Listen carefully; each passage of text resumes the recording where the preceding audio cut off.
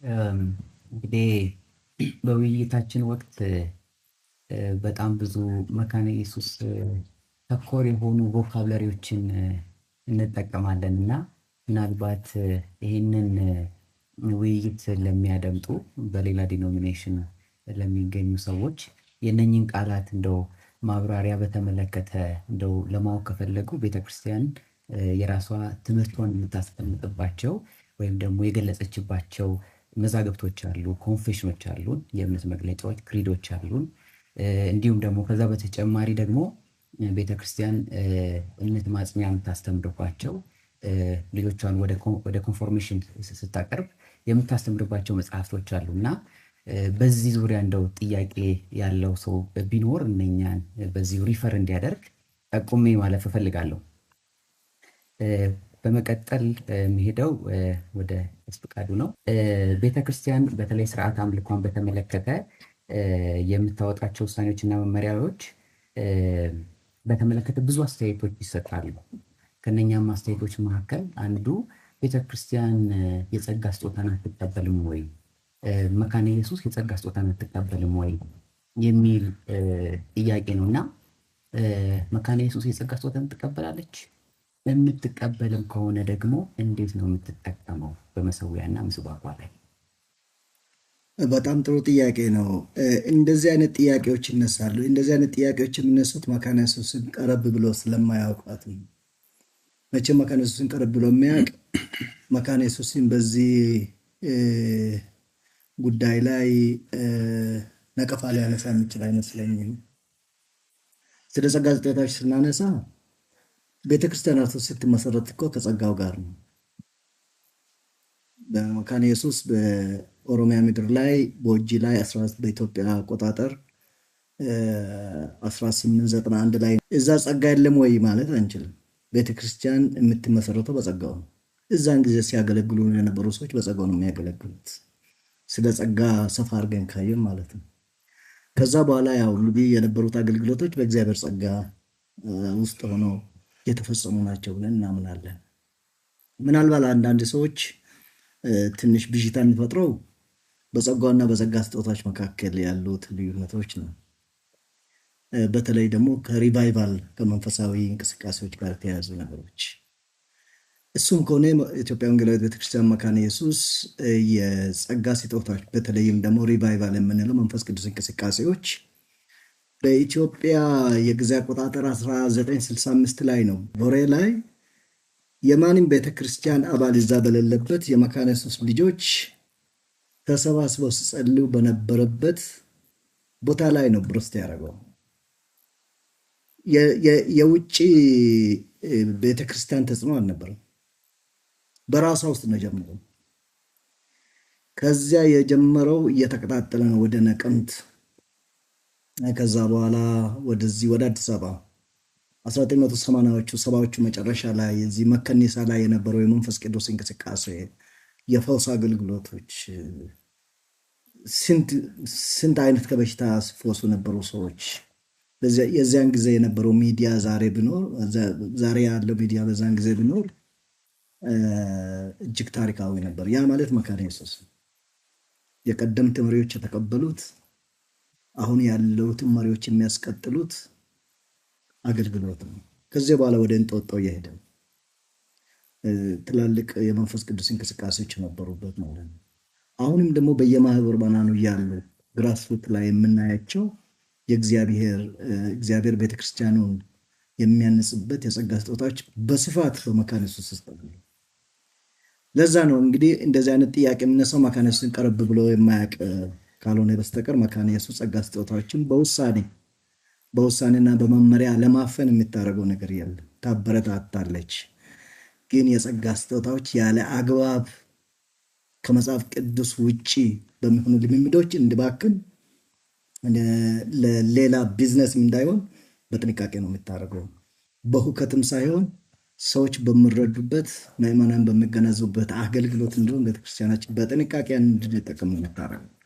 በጣም የታወቁ አንድ ቦታ የማይቀመጡ ለምሳሌ እኔ አሁን የሐዋርያነትን ማዕረግ ይሰጣል ቢባል አብዲ መገርሳ ነበር ማግኘት ነበር በመካነ ኢየሱስ። ያልደረሰበት የኢትዮጵያ ምድር የለም። መቼም እሱ ባስ እንኳን ሲሳፈር አጋንንት የሚጮሁት ባኮላ አስታውሳለሁ። እሱ ቼንቶ ውስጥ ገብቶ ቼንቶ ውስጥ ያሉት አጋንንት ጮኸው እንደወደቁ መኪና እንደቆመና ከዛ በኋላ ተሳፋሪዎች ቆመው እሱ አጋንንት ሲያወጣ እንደነበር እነዚህ አይነት ተአምራቶች አሉ። ያንን መካነ ኢየሱስ አኮሞዴት ነው የምታደርገው አገልጋዮቹንም። ግን መስመር የለቀቁ ነገሮች እንዲህ አትፈቅድም። መንገድ መስመር የለቀቁ ነገሮች፣ ለቢዝነስ የሚሆኑ የጸጋ ስጦታዎች፣ የግለሰብን ኪስ ለመሙላት የሚደረጉ ነገሮች እሱ መካነ ኢየሱስ አትፈልግም። ስጦታዎቹ ለቤተክርስቲያን ሊሰጡ ስጦታዎች ናቸው። የተሳሳተ ግንዛቤዎች አሉ። ለምሳሌ አንዳንድ ማህበር ምናምን ላይ የፈውስ ፕሮግራም የሚባል አለ። የፈውስ ፕሮግራም ቤተክርስቲያን አታዘጋጅም። የፈውስ ፕሮግራም ጌታ እጅ ነው ያለው። እኛ የጸሎት ፕሮግራም ነው የምናዘጋጀው። ለምሳሌ ሮቢን የፈውስ ፕሮግራም ካልክ እሁድ ምንድን ነው የሚሆነው? አየህ፣ በተለምዶ የምናደርጋቸው ነገሮች ትክክል ነው ብለን ስለምንቀበል እነዚህ ነገሮች መስተካከል አለባቸው። የፈውስ ፕሮግራም በእኛ እጅ አይደለም ያለው። የፈውስ ፕሮግራም በጌታ እጅ ነው ያለው። እኛ ጋር ያለው የአምልኮ ፕሮግራም፣ የመጽሐፍ ቅዱስ ጥናት ፕሮግራም፣ የጸሎት ፕሮግራም አለ። የፈውስ ፕሮግራሙ ግን እሱ እጅ ነው ያለው። ጊዜ እናወጣለን። እነዚህ የተሳሳቱ መስመር የለቀቁ ነገሮች ወደ መስመር መምጣት አለባቸው። ስለዚህ መካነ ኢየሱስ በውሳኔዋ ጌታ እስኪመጣ ድረስ የምትቀጥል ቤተክርስቲያናት ብዬ አምናለሁ። በግሌ በውሳኔዎቿና በመመሪያዎቿ የጸጋ ስጦታዎች የሚዳፈኑበት ሳይሆን ጠርተው ወጥተው ለቤተክርስቲያን አገልግሎት ለሕዝበ ምዕመናን የሚሆኑበትን ሁኔታዎችን የምታመቻች እንጂ የምትዳፍን ቤተክርስቲያን አይደለም። እዚህ ላይ አመሰግናለሁ ቄስ፣ በጣም ልዩ አድርገው ነው የገለጹት። ቄስ ታገሰች፣ ቀጥሎ ደግሞ ቄስ ታሪኩ ይጨምሩበታል እዚህ ሀሳብ ላይ። አመሰግናለሁ። እኔ ከመጽሐፍ ቅዱስ የሐዋርያ ጳውሎስ መልእክት ወደ ሐዋርያ ሥራ ምዕራፍ 20 ቁጥር 28 ካለው ከእግዚአብሔር ቃል ሊነሳ በገዛ ደግሞ የዋጃትን የእግዚአብሔርን ቤተክርስቲያን ትጠብቋት ዘንድ መንፈስ ቅዱስ እናንተን ጳጳሳት አድርጎ ለሾመበት ለመንጋው ሁሉና ለራሳችሁ ተጠንቀቁ ይላል። ቤተክርስቲያንቷ በየጊዜ ደንቦቿን፣ መመሪያዎቿን፣ ፖሊሲዎቿን የሚታወጣው ከእረኝነት አንጻር ነው። ለመንጋውና ለራሳችሁ ተጠንቀቁ የሚለው ጥንቃቄ ያስፈልጋል ማለት ነው። ምናልባት መንጋዎቹን የሚነጥቅ የሚበላ ምናልባት አውሬ ሊኖር ስለሚችል ነው ቃሉ ይህንን ያስቀመጠውና የኢትዮጵያ ወንጌላዊት ቤተክርስቲያን መካነ ኢየሱስ ዋናው ቤዝ አድርጋ መመሪያዎቹንም ደንቦቿን የሚታወጣው በመጽሐፍ ቅዱስ ነው፣ በእግዚአብሔር ቃል። በደንቦቿም በአንቀጽ 2 ላይ የእግዚአብሔር ቃል የአዲስ ኪዳንና ብሉይ ኪዳን ፍጹም የእግዚአብሔር ቃል መሆኑን አምና ትቀበላለች። የእግዚአብሔር ቃል ብሉይ ኪዳንና አዲስ ኪዳን የእግዚአብሔር ቃል ምንም ያልተበረዘ የእግዚአብሔር ቃል መሆኑን አምና ተቀበለች ማለት ጸጋው በዛ ቃል ውስጥ አለ ማለት ነው። የጸጋ ስጦታዎችን ቤተክርስቲያን መካነ ኢየሱስ አትቀበልም የሚለው አዝማሚያዎች ከእውነት የራቀ ውሸት ነው። ቤተክርስቲያንቷ ባለ 3 አምድ ምሰሶ የሆኑ ራእዮች አሏት። አንደኛ በመንፈስ የተነቃቀች፣ ሁለተኛ በራሷ ሀብት የምትተዳደር፣ ሶስተኛ ሚስዮናዊት ቤተክርስቲያን። በመንፈስ የተነቃቀች የሚለው የመንፈስ ቅዱስ ስራን፣ የመንፈስ ቅዱስ መለኮታዊ ኃይልን፣ የጸጋ ስጦታዎችን ትቀበላለች ማለት ነው። በምን ውስጥ? በቃል ውስጥ። በራሷ ሀብት የምትተዳደረው ማለት ራሷ ሆሊስቲክ ቸርች ነች። የሰውን ስጋና መንፈስ የምታገለግል ቸርች ነች። ሚስዮናዊት ቤተክርስቲያን ማለት ራሱ ሚስዮናውያንን የምትልከው በእግዚአብሔር ኃይልና በመንፈስ ቅዱስ ጸጋ አምና የምትልክ ሰውን ከጨለማ ወደ ብርሃን የሚያመጣው የእግዚአብሔር ጸጋ መሆኑን አምና የምትልክ ቤተክርስቲያን ነች። ስለዚህ ነው ቤተክርስቲያናችን በየጊዜ መሰረቷ ይሄ ደንቦቿም ውሳኔዎቿም ከመጽሐፍ ቅዱስ ከቃሉ በላይ አይደሉም።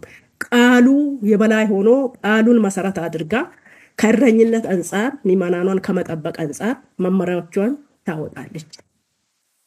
ስለዚህ በጸጋ በደንብ ታምናለች ማለት ነው። ምላሹ ምንድነው? ምዕመናንም አገልጋዮችም የኢትዮጵያ ወንጌላዊት ቤተክርስቲያን መሪዎችም ከታች እስከ ላይ የሚያውቁ በጸጋ የሚታምን ቸርች፣ መጽሐፍ ቅዱሳዊ እውነት ያላት ቸርች መሆኗን እንዲያምኑ መልእክት ማስተላለፍ እፈልጋለሁ። ሌላው ደግሞ አንዳንድ ጊዜ መድረክ አካባቢ በተማርነው ሳይሆን በተገለጠው እናምናለን ማነው እንሰብካለን ብሎ መጽሐፍ ቅዱስን እውነተኛ ቃልን ሳያነቡ የሚሰብኩ አገልጋዮችን አትቀበልም። በተማርነው ሳይሆን በተገለጠው የሚለው ከቃሉ ውጪ የሚገለጥ ነገር አለ ወይ?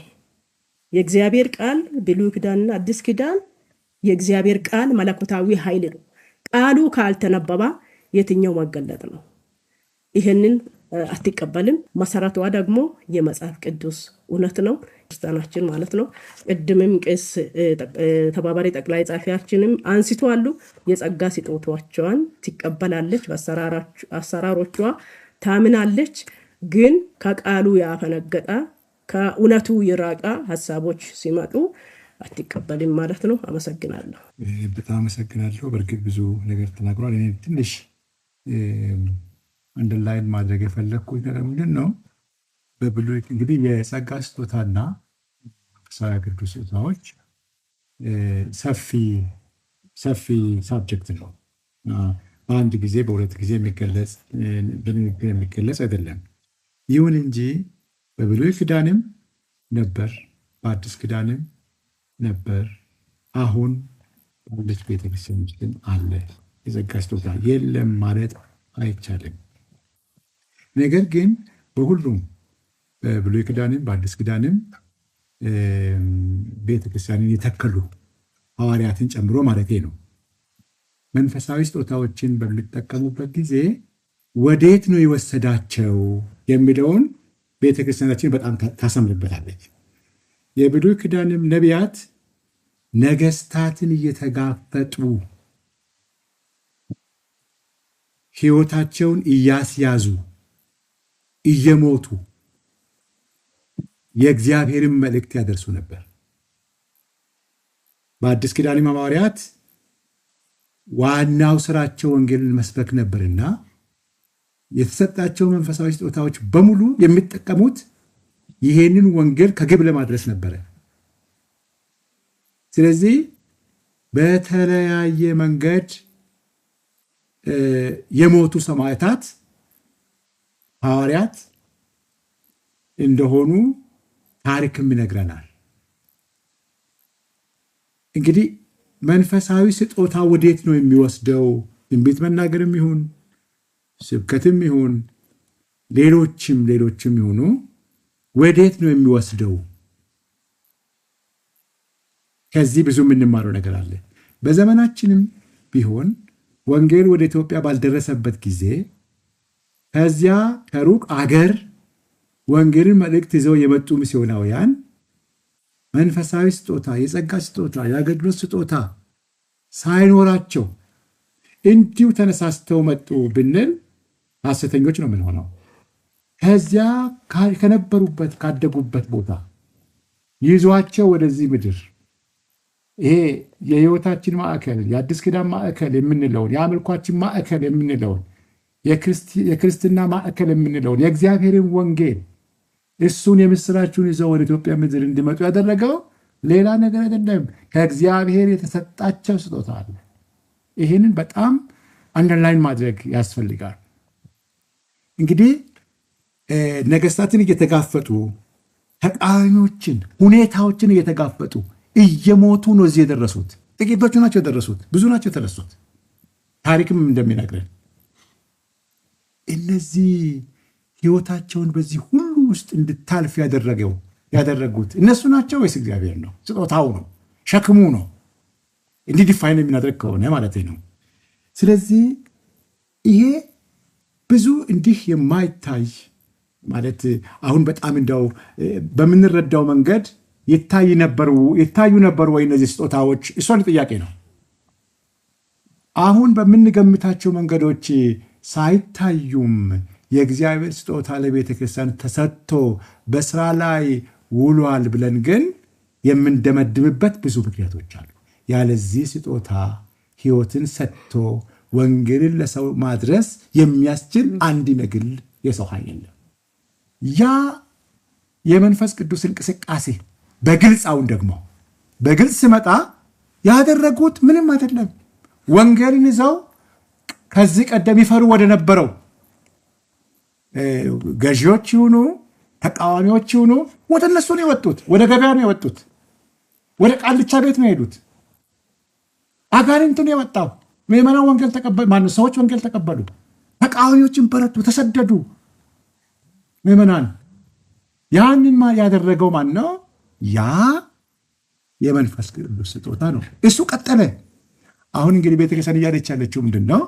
ቤተ ክርስቲያን የምትለው ዛሬ መካነ ኢየሱስ እግዚአብሔር ያለ ምንም መከልከል ወንጌል በተሰበከበት ስፍራ ሁሉ ሲሰራ ቆይቷል፣ ደግሞም ይቀጥላል ብላ ታምናለች። ነገር ግን ስራዬ ነው ዋናው ጉዳይ ነው ብላ ላለችው ነገር ብቻ ነው መዋል ያለበት መንፈሳዊ ስጦታ ነው የምትለው። ለንግድ አይሆንም ነው የምትለው። ለግለሰብ አይሆንም ነው የምትለው። ይህን ነው የምትቃወመው። እና ከታሪክም ከብሉይ ኪዳንም ከአዲስ ኪዳንም ከእኛ ታሪክም የምንረዳው ይህንን ነው።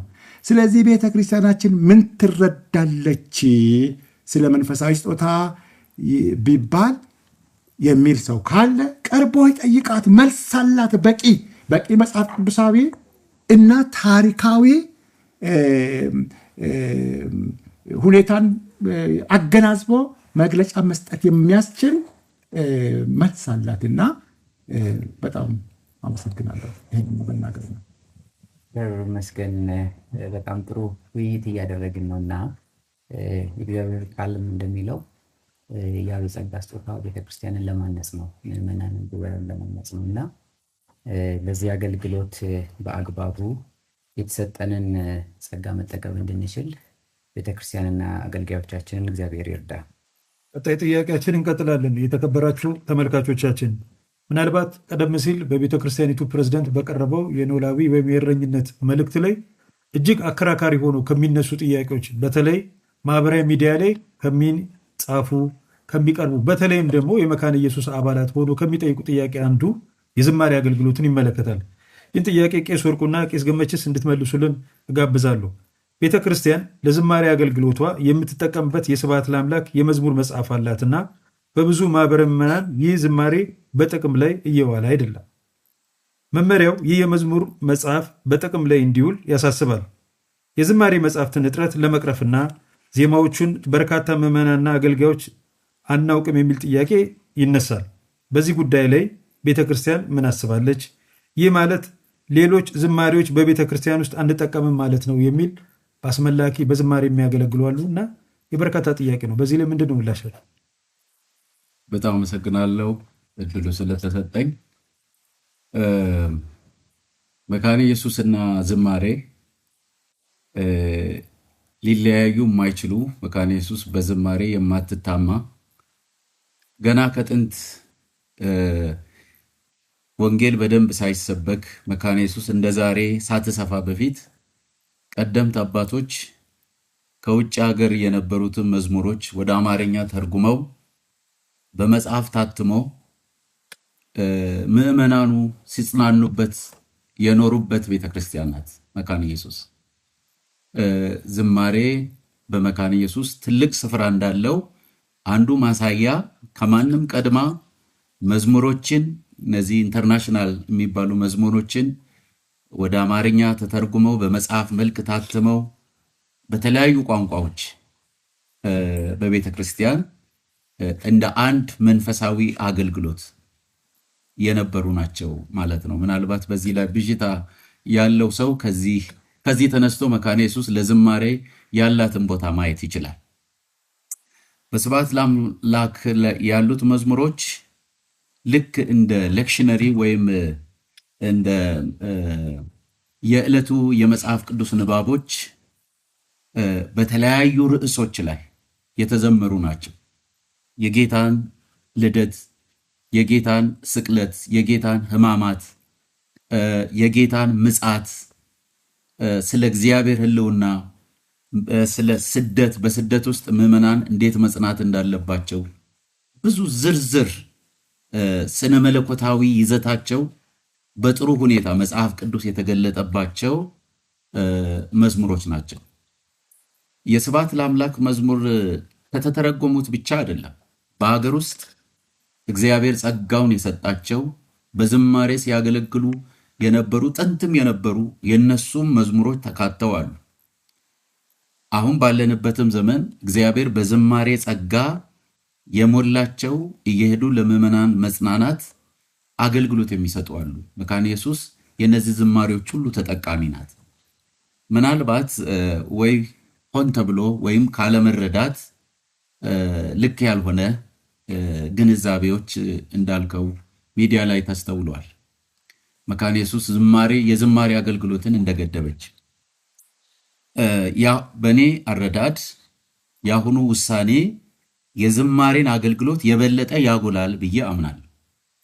እንዴት ቢባል ከጥቂት ዓመታት ወዲህ ብዙ ማህበራን ምዕመናኖቻችን ይሄን ቃል አይጠቀሙትም፣ ሳይረዱም ይጠቀማሉ። አስመላኪ የሚባል ይሄ ቋንቋ ለቤተ ክርስቲያን የሚመጥን አይደለም። ብዙ ጊዜ በትምህርት በተለያየ መንገድ ማሳሰቢያዎች ተሰጥተዋል። አስመላኪ የሚባለው የተለያዩ በካሴት ተዘመሩ በካሴት ያሉ መዝሙሮችን አዝማቾችን ቀጣጥሎ በረጅሙ ሲዘመር ኳየር ቦታ እያጣ ብዙ ቦታ ለአገልግሎት ስንዞር ከምናየው ከቤተ ክርስቲያን እየጠፋ ያለው በዚህ ምክንያት ኳየር የመዘምራን ቡድን ማለት ነው። የመዘምራን ቡድን ሲዘምሩ መዝሙርን አዝማችን ከነቁጥሩ ለዕለቱ ከተሰጠው የመጽሐፍ ቅዱስ ንባብ ጋር አገናኝተው አጥንተው ጸልየው ተዘጋጅተው በእግዚአብሔር ጸጋ ኃይል መዝሙር ይቀርባል፣ ምዕመናን ይጽናኑበታል። ይሄ የኖርንበት ሂደታችን። አሁን ግን የመዘምራን የዝማሬ አገልግሎት አስመላኪ በሚባለው እየተተካ ነው ማለት ነው። ይሄንን በኮቴሽን ነው የምጠቀመው። ስለዚህ የዝማሬ ጸጋ እየጠፋ ነው። በካሴት ከምሰማው ውጭ በመዘምራን ቡድን ጸልየው እግዚአብሔር መዝሙር የሚሰጣቸው መዝሙር የሚጽፉ ነበሩ ብዙ በኳየር ውስጥ ማለት ነው። እኔ በኳየር ውስጥ ነው ያደግኩት፣ ብዙዎቻችን እንደሆን ነው ማለት ነው። ኳየር እያለው ኳየር የራሱ መዝሙር አለ የሚቀበለው። በካሴትም ታትሞ የምንሰማቸው የራሳቸው መዝሙር ነው የተለያዩ የመዘምራን ቡድን። አሁን እሱ እየጠፋ ነው። በምን ተተክቷል? አስመላኪ የሚያቀርበው ቅድም እንዳልኩ ከካሴት የተቀጣጠሉ መዝሙሮችን ነው። አንደኛ አባቶች በፊትም እንዳቀረቡት እዚህ የቃሉ አገልግሎት ጊዜ እየቀረ አስታውሳለሁ። 2 ቦታ በአስመላኪ በሚባሉት ጊዜ ሁሉ አልቆ የስብከቱ ሰዓት 6 ሰዓት ላይ ተሰጣቸው። አሁን ወደ ጌታ ሄደዋል። አንድ አባት ደፋር ስለነበሩ ፑልፒት ላይ ቆመው ጉባኤውን ተነሷል። ራሳቸው ቄስ ነበሩ። አባታችን ሆይ በሰማያት የምትኖር ብሎ ቡራኬ ሰጥተው ቤታችሁን ስርዓት ስታስይዙ የእግዚአብሔርን ቃል ትሰማላችሁ ብለው ሄዱ። ሌላም ቦታ እንደዚህ ሆኗል እና የዝማሬ አገልግሎት መስመር ሲይዝ አገልግሎት ነው። የዝማሬ አገልግሎት ከቃሉ ቅድም በደንብ ተብራርቷል። ከቃሉ እወጃ ክፍል በዝማሬ የሚቀርበው የእግዚአብሔር ቃል ነው ብለን እናምን። ከስብሐት ለአምላክ መዘመር አሁን ያለውን ችግር ከሚቀርፍበት አንዱ ብዙ አሁን የኛ ዘመን መዝሙር ይሄ የራስን ድል የሚያውጅ ብቻ እየሆነ ነው። ቫራይቲ መሆኑ ቀርቷል ማለት ነው። መዝሙር ውስጥ የንስሐ መዝሙር አለ፣ የመጽናናት መዝሙር አለ፣ በርቱ የሚል መዝሙር አለ፣ የወደቀውን ሰው የሚጠራ አለ፣ ወንጌል ይሰበክበታል። አሁን በዚህ ዘመን ለስብከተ ወንጌል ወይም አዳዲስ ነፍሳትን ለመጥራት ሰዎችን ወደ ጌታ ለመጥራት የምንጠቀመው መዝሙር ብዙ የለም። ኑ ወደ ጌታ ኑ ኢየሱስ ያድናል የሚል መዝሙር የለም። ስብሐት ለአምላክ አንደኛ ለኛ እኛ የምንታነጽበት የእግዚአብሔር ቃል በጥሩ የሚቀርብበት ከአባቶች የተቀበልነው ትልቅ ሌጋሲም ስለሆነ መቀጠል አለበት። አንዳንድ ቦታ ጥሩ ጅማሮች አሉ። እኔ አንዳንድ ቦታ ያየኋቸው አሉ። መዘምራን ተደራጅተው የስብሐት ለአምላክን መዝሙር በሙዚቃ አድርገው በደንብ በጥሩ ሁኔታ የሚዘምሩ አሉ። ይሄ በደንብ መለመድ አለበት እጠብቃለሁ። እንደ ቤተ ክርስቲያናችንም ምናልባት ከቆይታ አንጻር የአሁኑ ትውልድ የማያውቃቸው ዜማዎች ብዙ ናቸውና እነዚህ ዜማዎች አባቶች እያሉ ዜማውን በደንብ የሚችሉ ተቀርጾ ሁሉ ሰው እጅ የሚገባበት የቴክኖሎጂ ዘመን ስለሆነ አስፈላጊነቱ ምንድን ነው ቢባል የእግዚአብሔር ቃል በሙላት ያለባቸው ናቸው። ሁሉም አይነት የእግዚአብሔር ቃል መልእክት ያለበት ነው። አንድ ብቻ አይደለም ማለት። ስለዚህ የአሁኑንም እያበረታታን የስብሐት ለአምላክ መዝሙር በደንብ በቤታችን መዘመር አለበት። የስብሐት ለአምላክ መዝሙር ሲባል እዚህ ሀገር ውስጥ ኢንዲጂነስ የሆኑ የዘመሩ አባቶች ያሉበትም ጭምር መሆኑ መረሳት የለበትም። እየቀጠለም ይታተማል። አሁን ያሉ ዝማሬዎች እንዳይረሱ፣ አሁን የተዘመሩ በዚህ ጊዜ የተዘመሩ እንዳይረሱ ቀጥሎ ይካተቱበታል። ይሄን ትራዲሽን አላት መካነ ኢየሱስ። ግን በዝማሬዎቹ ላይ ልክ ያልሆነው ግንዛቤ መካነ ኢየሱስ መዝሙርን ልትገድብ የያዘችው አቋም እንደሌለ ሰዎች እንዲረዱ፣ ግን መዝሙሮቹ ሁሉን የሚያካትቱ እንዲሆኑ አባቶችንም ከግንዛቤ ያስገባ እንዲሆን። ትላልቅ አባቶች ቤተክርስቲያን መጥተው ለአንድ ሰዓት ወገባቸው እስኪንቀጠቀጥ መቆም አይችሉም። ለሁሉም ቦታ እንዲኖር ለቃሉም እድል እንዲሰጥ የሚል ነው። ሌላው በዚሁ እንደ ማሳሰቢያ አስመላክ የሚባል መካነ ኢየሱስ አትጠቀምም። ዝማሬን በመምራት ቄሱን የሚረዱ ሰዎች ሊኖሩ ይችላሉ። ይሄም በደንብ እንዲታይ ለምል ነው። ኳይርን ለማበረታታት የዝማሬ ጸጋ እንዲቀጥል ለማበረታታት የቃሉ እወጃ ክፍል እንደሆነ ስለተረዳች ነው እንጂ ለመገደብ ሳይሆን የበለጠ ለማጥራት ነው። እኔ አንድ አባት ተናገሩ የሚባለውን ጨምሬ ላብቃ። ገና እንዳሁኑ ይሄ መዝሙር 30-40 መዝሙር መቀጣጠል ገና እንደተጀመረ በጣም የተሰማቸው አባት ናቸው አሉ። እና ዝማሬ ምረጡ ሲባል ምዕመናን ሲመርጡ ይሄን መዝሙር አሉ ገባ ወጣ ሳንል 17 ጊዜ እንለዋለን አሉ። አዝማቹም ማለት ነው። ምን እየሸሹ ነው? ገና አንዱ በደንብ ሳይባል ወደ ሌላ፣ እሱ ሳይባል ወደ ሌላ። ከዚህ የተነሳ ብዙ ምዕመናን አድማጭ እንጂ ዘማሪ አይደሉም። ምክንያቱም አንዱ ተባለ ቀጠለ፣ ሌላ ጋር ገባ። አንደኛ ኮሄረንሲ የለውም። የንስሐ መዝሙር፣ የምስጋና፣ ሁሉም ነው አንድ ላይ የመጣው። በዕለቱ ግን መካነ ኢየሱስ ያላት ዛሬ ስለ መስቀሉ ከሆነ የሚሰበከው መዝሙሩም ስለ መስቀሉ መሆን አለበት። አንድ ወጥ መልእክት ይዞ መውጣት አለበት ሰው ማለት ነው እንጂ የዝማሬን ጸጋ ለማሳነስ ወይም ለመገደብ መካነ ኢየሱስ እንደሱ አይነት አቋም የላትም። አመሰግናለሁ። ብዙ ነገር ተብሏል። ምናልባት መዝሙር ስለ መዝሙር ስናስብ ከአመጣጣችን ነው እና ከሬፎርም ሉተር አለ። ማርቲን ሉተር በጣም ዘማሪ ነበር። እሱ ከተናገራቸው አንዱ መዝሙር ስዘምር ሰይጣን ምን ይሆናል አለ? ይሮጣል ነው ያለው። ይሮጣል በደንብ ሲሰብክ ቀስ ብሎ በሚሄደው ምን ነገር አለ። ግን በሁለቱም ሰይጣንን ማስኬድ ነው እና የበለጠ የሚያስኬድ ደግሞ መዝሙር ስለሆነ ቤተክርስቲያናችን ከአባቶች መውረስ ነው ነገር ነው። አይ ቲንክ ይህን ነገር የት ይመጣል አንችልም። እንግዲህ ስብሐት ለአምላክ የተባለው ያንን ከዛ ባክግራውንድ የመጣ ነገር ነው። በሌላ በኩል ቤተክርስቲያናችን የምታስተምረው መቼም ይሁድ ድግስ ነው አይደል? መንፈሳዊ ድግስ ነው፣ ምግብ ነው ማለት ነው። ምግብ ደግሞ ሶሎ ምግብ የሚባል ነገር የለም።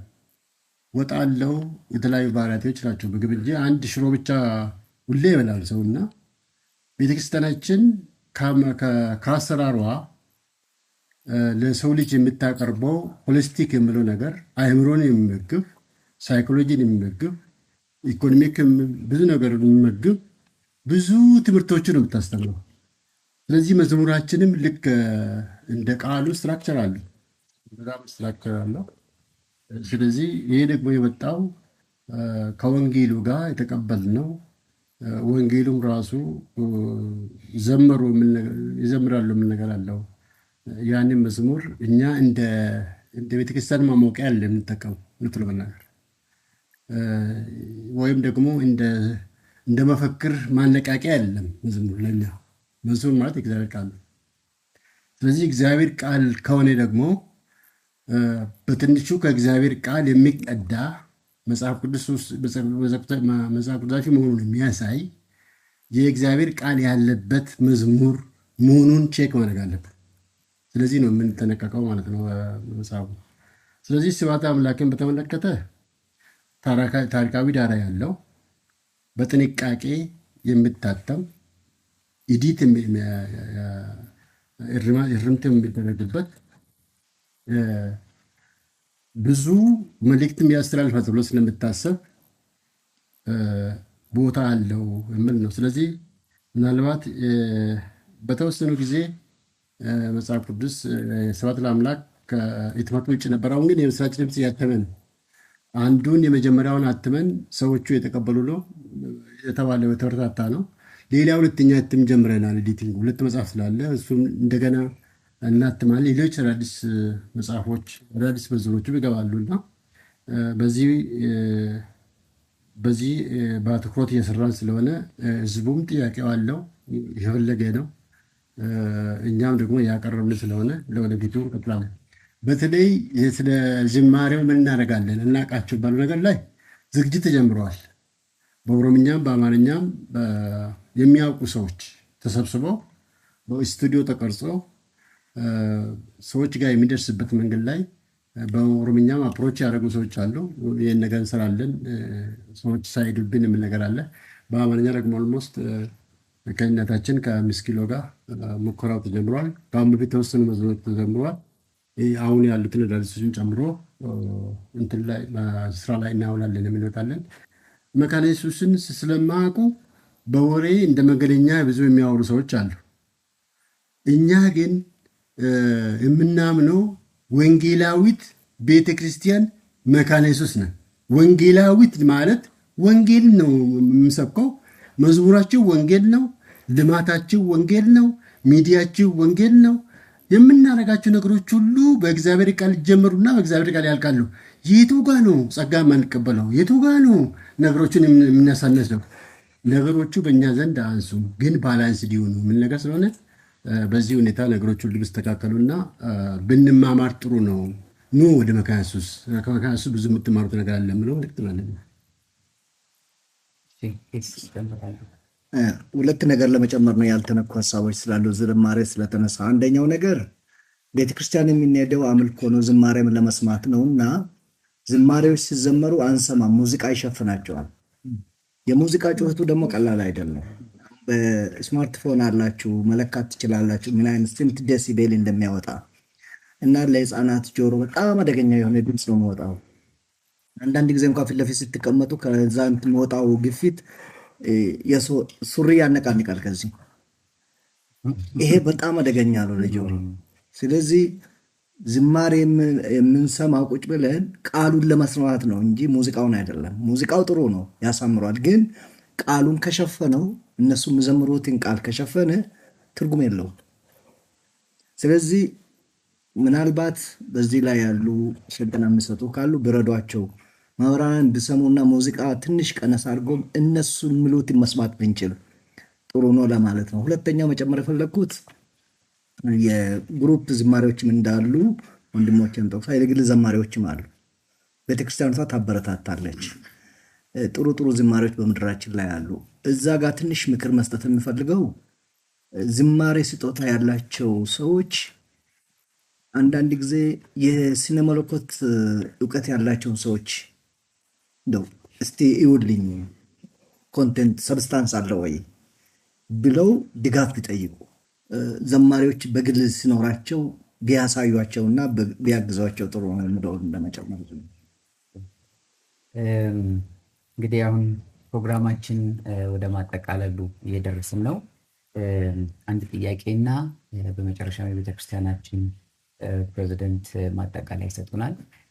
የመጨረሻው ጥያቄ እንግዲህ ይሄ መመሪያ የቤተክርስቲያኒቱን የአስተምህሮና የትውፊት ነጸብራቅ ነው ብለናል እና ብዙ የአምልኮ የቤተክርስቲያኒቱን አስተምህሮና ትውፊት በተመለከተ ብዙ መመሪያዎችን አስቀምጧል፣ ብዙ ይዘቶች አሉት እና ከዚህ አንጻር በአንዳንድ ስፍራ የግንዛቤ እጥረቶች አሉና ይህንን የግንዛቤ እጥረት ከመቅረፍ አንጻርና ምዕመናንን ከማስተማር አንጻር ጥያቄ ባላቸው ጉዳዮች ላይ ማብራሪያ ከመስጠት አንጻር ቤተክርስቲያን ምን አስባለች፣ ምን አቅዳለች ነገር?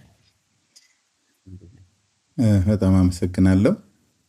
ቅድም ወንድሞቼ በየተራ ሲነገር እንደነበረው መዝሙር ማለት ወንጌልን በዜማ ማለት ነው። በቃ እና ወንጌል በዜማ ደግሞ ወንጌል ሙሉ ትርጉም ነው ያለው። ሙሉ ትርጉም ያለው ዝማሬ ያስፈልገናል ማለት ነው። መዝሙር ቸርች ብቻ አይደለም የሚዘመረው፣ ቤት ይዘመራል፣ ፌሎሺፕ ላይ ይዘመራል በየቤቱ።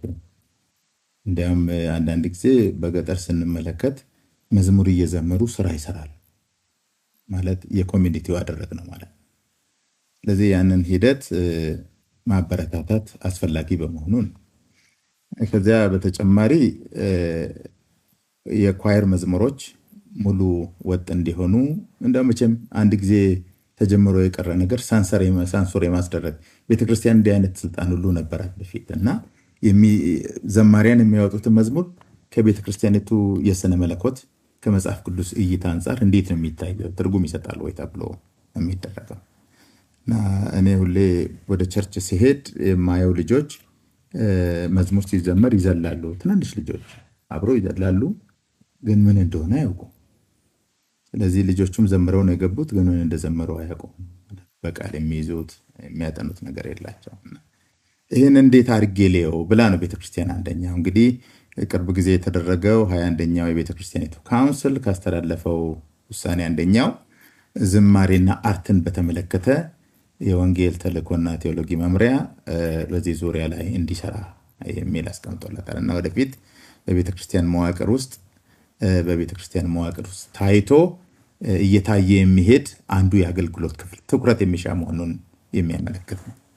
እንግዲህ ከመመሪያዎቹ አንጻር ደግሞ ካየነው እነዚህ መመሪያዎች ለምንድን ነው እነዚህን ሁሉ ጥያቄዎች ያስነሱት? እነዚህ ሚዲያ ላይ የምንሰማቸው ነገሮች ማለት የእውቀታችን የመረዳታችን ደብዙ ሻሎ ነው ማለት ነው። ይሄንን ካለማወቅ የሚነሱ ጥያቄዎች ናቸው። በቂ መረዳት ከመጥፋቱ የተነሳ ነው እና እንደ ቤተክርስቲያን ይሄንን የኖላዊ ደብዳቤና ቀደም ሲል የተወሰኑት ውሳኔዎች በየደረጃው ወደ ታች ማውረድ እቅድ አለ። እቅዱ ከማህበረ ምዕመናን ወጣቶች በወጣቶች ደረጃ፣ ሴቶች በሴቶች እንደገና ደግሞ ኮንግሪጌሽኖች እና ቄሶች፣ ወንጌላውያን፣ የማህበረ ምዕመናኑ ሽማግሌዎች፣ የሰበካ መሪዎች ሁሉ በየደረጃው የዚህን የውሳኔ አተገባበርና ጽንሰ ሐሳቡን በትክክል እንዲረዱት ለማድረግ ዝግጅቶች እየተደረጉ ናቸው። ስለዚህ በሚቀጥሉት ጊዜያት እንግዲህ ወርክሾፖች በየደረጃው ይካሄዳሉ። ተገቢው ግንዛቤ እንዲደረግና በዚህ ውስጥ ደግሞ እነዚህ ትንሽ ቅርጽ ያጡ የመረዳት ችግሮች ወደ ትክክለኛው ገጽታ እንዲመለሱ ለማድረግ ከዚህ በኋላ ስትራቴጂ ወጥቶለታል። በስትራቴጂው መሰረት ተግባራዊ እናደርጋለን ማለት ነው። አመሰግናለሁ። ማጠቃለያ ቤተክርስቲያናችን ፕሬዝዳንት። በጣም አመሰግናለሁ። ሁላችሁንም በዚህ የተሳተፋችሁትን በጣም ማመስገን እፈልጋለሁኝ። እንግዲህ ጊዜም ሁኔታም ይገድባል። ባይሆን ኖሮ ብዙ የሚቀሩ ጉዳዮች አሉ የምናነሳቸው ማለት ነው። በተለያዩ ደረጃዎች የሚነሱ ውሳኔዎች፣ ለሚነሱ ጥያቄዎች መልስ ለመስጠት ሞክረናል። ለዋናዎቹ ግን እያልን ያለነው ሁሉም እንዲረዱ ምዕመናንም ሌሎችም መካነ ኢየሱስ እያለች ያለችው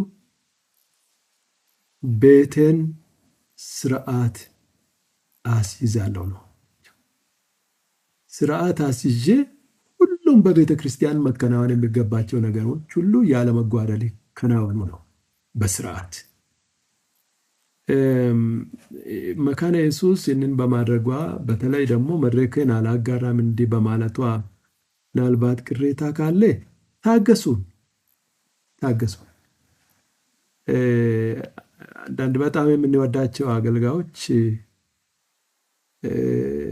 ብዙ ጊዜ በመካነ ኢየሱስ አገልግሎት ስፍራዎች በተደጋጋሚ የሚታዩ የሌላ ቤተ እምነት ሰዎች አሉ እና እነሱስ የምላለ እነሱም ይታገሱን።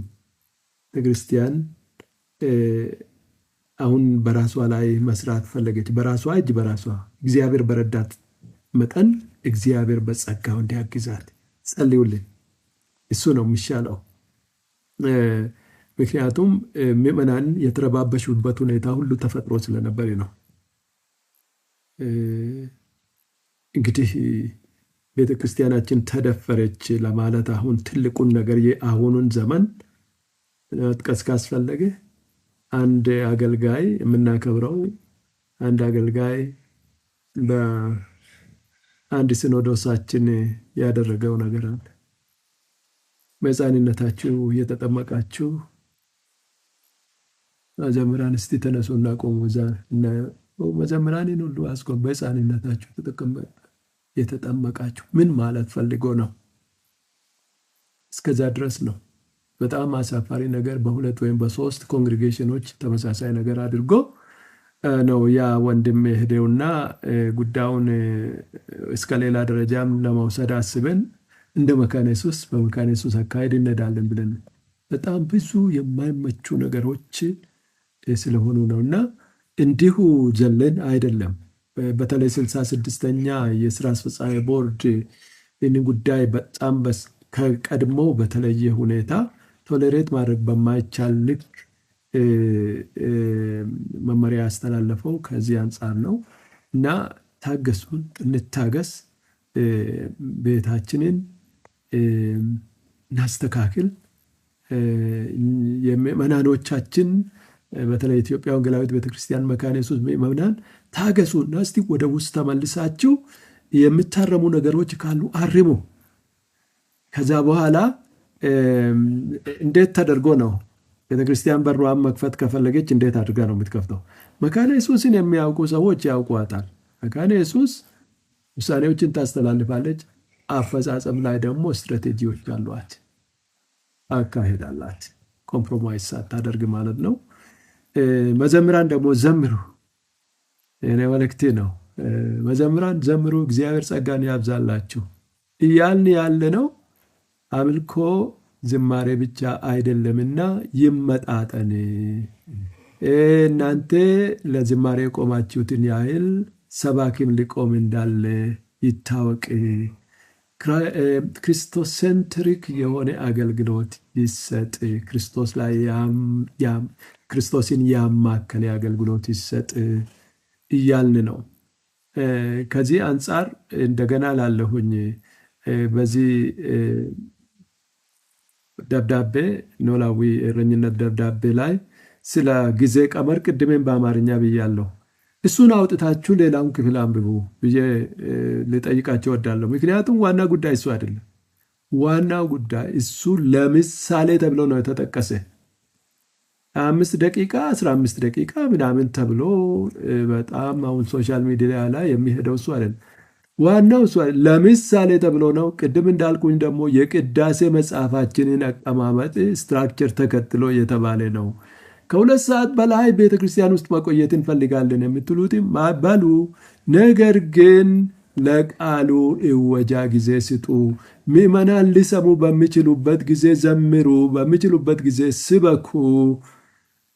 ከዛ ውጭ ድካም ነው የሚሆነው ነው ያልነው እና እሱ ትልቁ ጉዳይ አይደለምና ሌላውን የደብዳቤውን የእረኝነት መልእክቱን ሌላውን ክፍል አንብቡ። ምክንያቱም ዋና ጉዳይ አይደለም። ያ ማለት የፈለግነው እንደ ምሳሌ ነው። አፋን ኦሮሞ ፈናን ዱባዳ ሼከና ፋርፈቶን ፋርፈዳ ዋቀዮ ያነሳ ስኒፋ ባይሱ ዱጋዳ ዋቀዮ ፋርፈቶተ ኬኛ ፈያነሳ ባይሱ ዱንፋትስ ጉርሙትስ ዋቀዮ ወልዳ ኬኛ ኤቢሲረ ቲፉፈኒያ ፋርፈተን እንኑ ጀነ ኩኒ ኮሬ ፋርፈቱ ዋቀፈቺስቱ እኒ ጀዱ መጫፈ ስርነ ሰገዳ ኬኛ ወጅንስ ወሊን ፉደቱ የሮስ ሞ ሂን ፉደቴ ጀነ መሌን ፋርፈትና ሂንጀነ ፋርፈና ፋርፈዳ ከኳይሪትስ ፋርፈዳ ከሶሎትስ ፋርፈዳ ሰዓቲ ለማ yeroo sa'aatii lamaa gidduutti sagadi geggeeffamu jenne fakkeenyaa fi dubbiin labsii dubbii waaqayyootiif laqaaluu wajaasa jenne proclamation isa jennee fi sa'aatii tokko gadi hin ta'inii kan jedhamudha. dhumarratti illee lallabi daqiiqaa 35 gadituu hin taane ba'eessaa hidhamee kaa'ameerachi. Kanaaf warri kutaa sanarratti yaada kennani hubachuu qabu. Ijoon dubbii ergaa sanaa waa'ee isaatii iyyuu miti.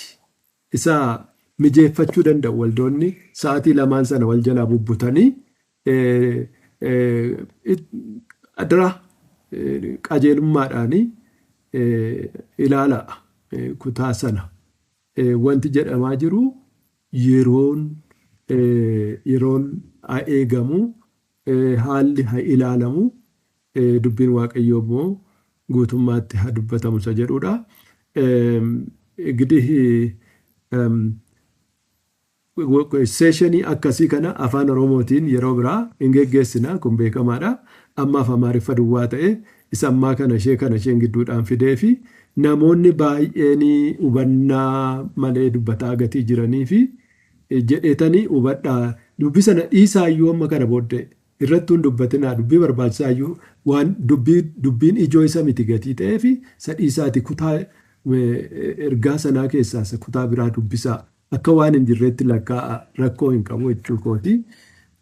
Kanarraa kan hafe እንግዲህ ጥሩ ጊዜ አሳልፈናል አብረን። ቤተ ክርስቲያናችን በየጊዜው በዚህ አይነት መልክ ለምዕመናን መግለጫ ትሰጣለች። ጥያቄ ካስፈለገ አሁንም ያልተመለሰ ነገር ካለ ወደ ሶሻል ሚዲያ አትውጡ። የቤተ ክርስቲያኒቱ ኮንታክት አድሬሶች አሉ። የቤተ ክርስቲያኒቱ ወንጌል ተልእኮና ቴዎሎጂ መምሪያ በተለይ በዚህ ዙሪያ በቂ ማብራሪያ መስጠት ይችላል። ሌሎቻችንም አለን እና እግዚአብሔር ይባርከናል። ሌሎች አብያተ ክርስቲያናትም ታገሱን፣ እንወዳችኋለን። በምንም አይነት የመጋፋት ነገርም የለም እዚህ ላይ ቤተ ክርስቲያኒቱ በራሷም ላይ በሌሎችም ላይ በር አልዘጋችም። ያለች ያለችው ማስተካከለው ነገር አለ ነው ያለችው እና ስለዚህ ተረዱ። ሌሎች እኛ ጋር ብዙ ጊዜ ስታገለግሉ የነበራችሁም ታገሱን፣ ይገባችኋል ምን ማለት እንደሆነ ኢየሱስ ምን እያለች እንደሆነ ይገባችኋል ብዬ አስባለሁ። በተረፈ እግዚአብሔር ሰፊ ጊዜ ይሰጠናል። በዚህ አይነት ሴሽን ደጋግመን እንገናኛለን። ተባረኩ። የተወደዳችሁ ተመልካቾቻችን ከኢትዮጵያ ወንጌላዊት ቤተክርስቲያን መካነ ኢየሱስ የተዘጋጀው ወቅታዊ ፕሮግራም የተከታተላችሁትን ይመስላል። በቀረበው ወቅታዊ ፕሮግራም ላይ ምላሽ ለመስጠት እዚህ ስቱዲዮ የተገኛችሁ ባለሙያዎችና የሥራ ኃላፊዎች እንዲሁም ደግሞ ይህ ፕሮግራም በቀጥታ ወደ አድማጭ ተመልካች እንዲቀርብ የተባበሩንን የመካነ ኢየሱስ ሴሚናሪ ስቱዲዮ ባለሙያዎችን እንዲሁም የኢቫንጀሊካል ቴሌቪዥን ዘክርስቲያን ቲዩብና ሌሎች የሚዲያ ተቋማት ወደ አድማጭ ተመልካች ስለምታደርሱልኝ በድጋሚ እናመሰግናለን። ፕሮግራሙን በመምራት ደመላሽ ዶላና ኦሊፍ ጅራ ከእናንተ ጋር ቆይታ አደረግን። በቀጣይ በሌላ ፕሮግራም እስከምንገናኝ ቸርን ሰንብት።